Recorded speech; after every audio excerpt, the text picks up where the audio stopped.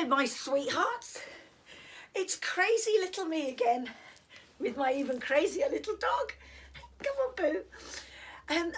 Yes, it's the beginning of another fabulous week. The clocks have gone forward, and even though I lost an hour of sleep, well, not just me, we all did, and I did really need to catch up on my sleep, but you know what? It was so lovely to have that extra hour of beautiful daylight, you know. It makes you feel alive. So I'm feeling particularly yellow today. I've got yellow roses over there from my birthday. I've even got yellow fruit in the bowl. It's all just wonderful. Yellow is my favourite colour. It's my most joyful colour. So today I'm going to share with you some special yoga. And when I say special yoga, yes, it is for people with, you know, autism, ADHD, special needs, different abilities, disabilities, whatever term you're comfortable with. I have to be very careful because you always upset someone by saying the wrong thing. And I don't want to upset anybody because it's a yellow day. It's a yellow week. It's a yellow year. So it's not just for people with autism or ADHD. It's actually for everybody. And I find very often these little exercises I'm going to show you, they really help a lot of my kids. I've got thousands of kids. It's so delicious. My kids who have mental health challenges. You know, when my own children are going through stuff, it helps them. I do it, you know, and it really helps, particularly when you're working that second brain, that gut, which, as you know, holds 90% of our serotonin, and we have more dopamine, the neurotransmitter of motivation, concentration, focus, drive, attention. We have more dopamine and serotonin, the happy hormone, self-esteem, confidence, in our gut than in our entire spinal cord. If somebody is non-verbal, or they don't have, they're too little to vocalize, to have that vocabulary to express what they're storing in their gut, because this is an emotional centre where we push things down. This is all, if you ever want to know any more about this, Dr. Michael Gershon is the leading researcher in this field. He's got over 30 years of research behind him. And the second brain, as I've said in so many of my videos, is connected to the first brain. It's the gut-brain axis. So if you've got, or even somebody who doesn't want to talk, we don't always want to talk about things, do we? You know, some of us go more inward. Amazingly, I do that. People always know I'm not right if I go quiet, which I don't know is a bit of an insult, or I don't know. Anyway, that's how they know. So if you don't want to talk about things, you can, some of these exercises really help, because what it does is it opens up this second brain and pushes up that dopamine and that serotonin, which is so important. So I'm going to share with you just a handful of different moves today. And for those of you who might be working with younger people or are just childlike, a bit like me, or you want to do it as a family, please don't worry about rushing out and buying loads of special outfits and yoga mats and spending a fortune. As you can see, I'm really well dressed for yoga in silver jeans and a 60s top. Oh, and pink fluffy slippers as well. By the way, I'm also filming it on my sofa. Don't do that bit at home. Silver jeans, fine, so long as they're not too tight, but don't do it on a sofa. The only reason I'm doing it on a sofa is because I'm filming myself today. I really hope nobody walks past my door, because I'll probably get arrested. My window, I mean. So I didn't know how to shrink the thingy enough to do it on the floor. So normally I would not be doing yoga on a sofa. I know I'm a bit nuts, but I'm not that nuts. So I just want you to see what I'm doing. So these few little things I'm going to share with you, you could put into a game. You could make a yoga lucky dip box. If you have a non-verbal child, you could print off these positions, these poses, asanas. You could actually print them off of the internet for free, laminate them, and you could actually, you know, the child could eye point or finger point to what they want to do. You could also do it where you face them upside down and do like a lucky dip. So you can put it into games. You don't need to make it all formal, but, you know, particularly if you've got a child with pathological demand avoidance. If I had a child, I'm talking ever so much, I always do, feel like I'm going to blow up sometimes. When I have children with pathological demand avoidance, for instance, who come and see me, The very last thing they're going to want is me saying, right now, here's your yoga mat, stand on that, and we are going to do this, this and this. It doesn't work. Everything is childlike, playful, and invitation, and you do it with them and enjoy it. And it doesn't matter if you've got silver jeans on. If that's what you feel like wearing, that's fine. Obviously, it's better to have loose clothing so you can move about a bit more, but I couldn't find any. I just couldn't find any. I'm so sorry. I mean, my yoga stuff is in the wash. But anyway, that aside, I'm going to crack on. So what I'm saying is it's accessible. Be playful with it. People always think yoga is bending your body into these impossible pretzel shapes and turning purple. You know, being bendy and, you know, if it hurts, as I've said before, stop. Build up to things gently. But all of these I'm going to show you are very, very gentle. So to begin with, I'm going to show you balloon breathing. And because it was mine and my daughter's birthday, look at these lovely balloons. They're still big as well. There's loads of them all over my house. They're marble balloons. You can have any old balloon you like. But these ones had lights in. If you kick them, they light up. But I'm not going to do that now because we're going to run out of time. So here we go. Balloon breathing, okay? So I'm going to put a pillow behind my head. Right. Now this is really, really good. If, as I've said to you before, remember the reverse breathing?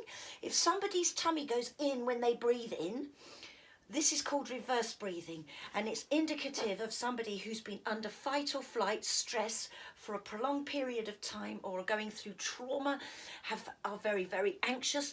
And a lot of our kids with autism and ADHD, different abilities, very, very often are our little reverse breathers as well, our mouth breathers, that shallow breathing. And yoga helps you to breathe the right way, i.e. when you breathe in, your tummy comes out, so your diaphragm goes to capacity, full capacity. And after practice, you'll find that the kids will start to breathe in through their noses and out through their mouths, instead of that mouth breathing where you're much more likely, because kids with ADHD and autism have much higher cortisol levels naturally than neurotypical people.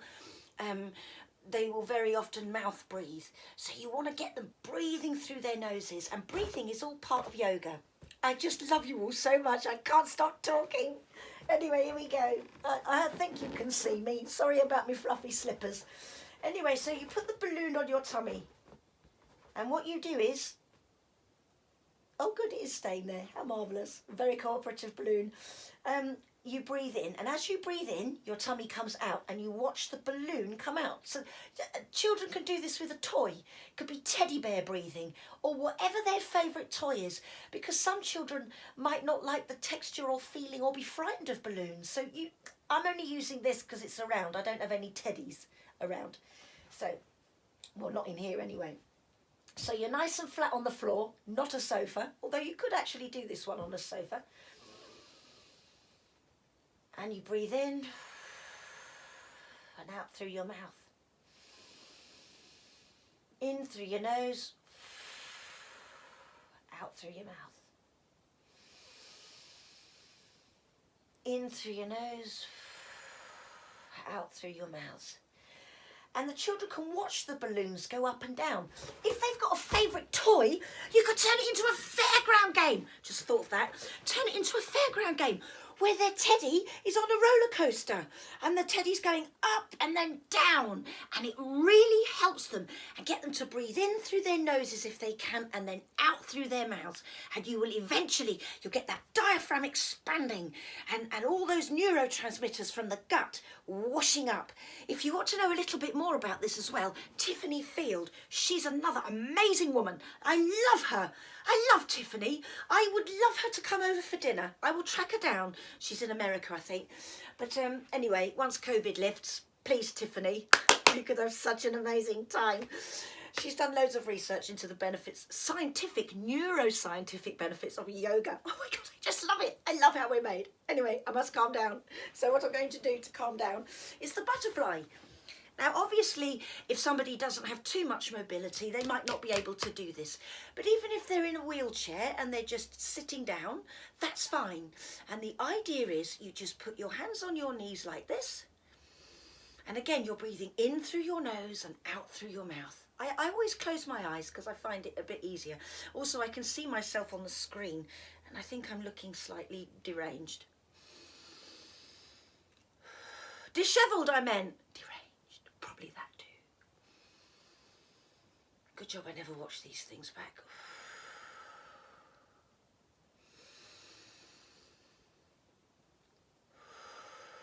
Butterfly breathing, and if you can, keep your spine nice and straight. If somebody's got cerebral palsy or you know, they haven't got much mobility, you could work with them and assist them. So you could put your hands, one on their back, one on their front, and help their spine be straight. Help them breathe into your hand as they breathe in, and then push gently on their tummies to breathe out. So you can assist people, is what I'm saying. Right, so it's really nice and easy, and you can put this into games as well. So just keep it fun, keep it light, don't do it on a sofa. So the next thing, oh, downward dog.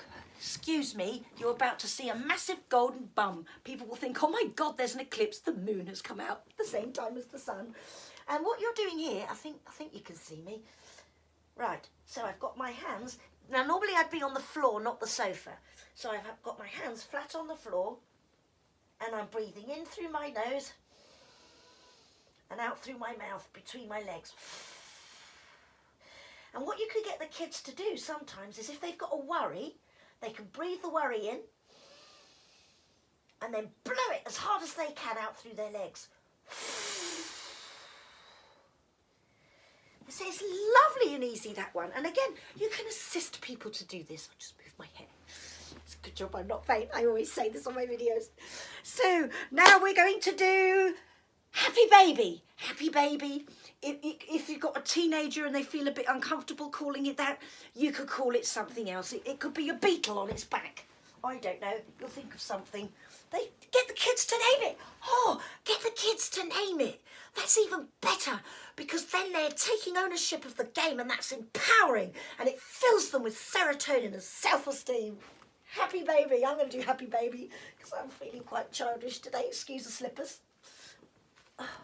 Oh, and my fishnet tights don't match. One's thicker than the other. Didn't realise that. Bit of OCD coming in there. And what you do is you just rock like this from side to side. I can't do it too vigorously at the moment because I might fall off the sofa. You'll be doing this on the floor, so there's no worries about that. Now, if you've got a child, and I love this when I go into centres where people are more severe. I hate all these labels. But what you do, when they get their legs up, and imagine these are their knees, right? This is their legs. You get hold of their legs and you just go like this, very, very gently, in a circular motion, and their thighs are on their tummies, on their gut, and then you go back again the other way. And this will help because this is the seat of meltdown. This is really the seat of meltdown. It's also fantastic for people who have eating disorders too, because our relationship with food is very emotional, and very often, you know, it speaks a lot. 80% of communication isn't speech, and a lot of that we keep here. So get it on the move in a way that the person is in control of, and it really does feel lovely. Also, if you live with somebody who has more moderate to severe autism, lower functioning, isn't it awful, all these terms? Terrible functioning, makes us sound like machines. But you know what I mean, we have to use this language. They may have toileting issues, elimination problems. So if you do that for them with their thighs, their knees and thighs on their tummies, it will actually really, really, really help with that. And it's quite funny actually, because it makes a lot of people blow off. And I always scream with laughter when that happens, and so do they. And it's all a good laugh. So be relaxed with it, you know. And actually, if you have a child that really does have elimination problems, how fantastic for them that you're actually going, yeah, because they're blowing off, instead of telling them off. I'm actually being really, really serious. This massively helps with elimination issues. So please, please try it and praise them, you know, because what are they holding on to? You know, you want to get everything on the move because it's so much better, not just physically, but neurologically. Oh my God. I I just love my job. So the last one I'm going to show you, because I need to calm down, is round rock. And this one, and again, apologies for the eclipse, I'm just going to go flat on. I think, can you see me? No, I need a cushion. It's because I'm too little, 5'3". Doesn't always work, you know, that's why I have to do it from the sofa. So round rock, I think you can see me. Yep, you can. You put you can put your head on your hands like that if the person doesn't like the feeling of their mat or a furry rug or the floor where you are, if you don't have a yoga mat. They could just rest their heads on their hands. But ideally, if you're on the floor and on a yoga mat or a nice fluffy rug, I have loads of fluffy rugs in my therapy chalet because they're very tactile, nice and sensory for the kids. And you just put your head down and you've got your chest on your thighs. That's what's meant to happen. And you can hum, because sound is part of yoga. I really do hope nobody walks past my window. They're just going to see this great big golden bum and somebody humming. I'm so sorry. I wish I'd behave. Right. So you've got your chest on your thighs and you take a big deep breath in through your nose. And as you breathe out, you hum. The main sounds of yoga are Hari Om. So we're going to do it's like an Om, but if the kids can't do Om, say to them, be a happy bee, be a sleepy bee, you know, something that buzzes, something that hums. So, and that,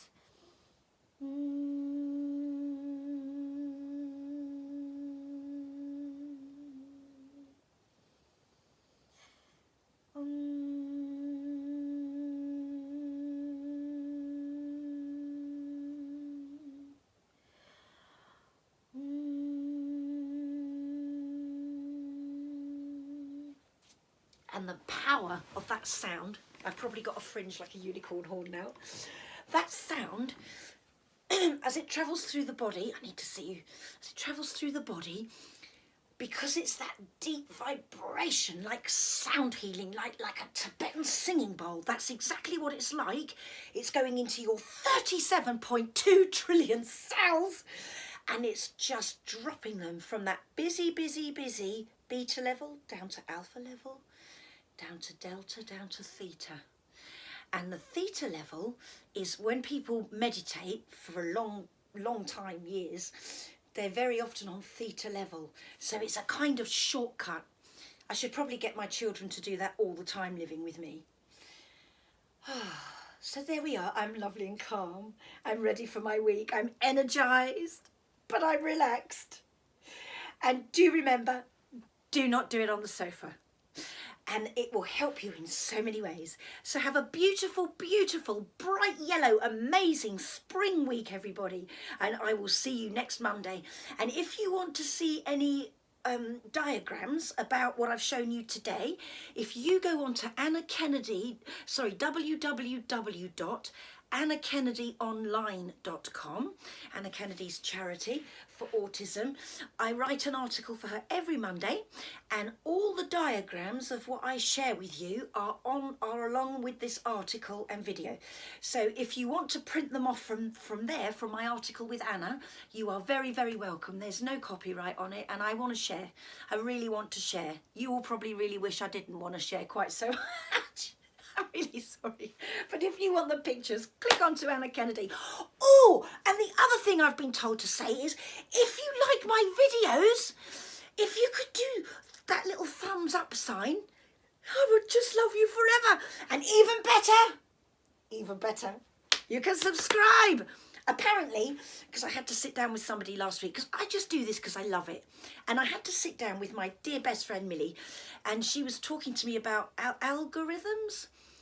It sounded a bit like an awful maths homework to me. Anyway, about 850 odd of my views last week were from people who don't subscribe.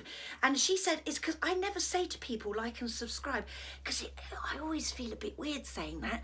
So I've said it now and I've got over the weirdness. Please like and subscribe. Big kisses, everyone. See you next week. Bye-bye, darling.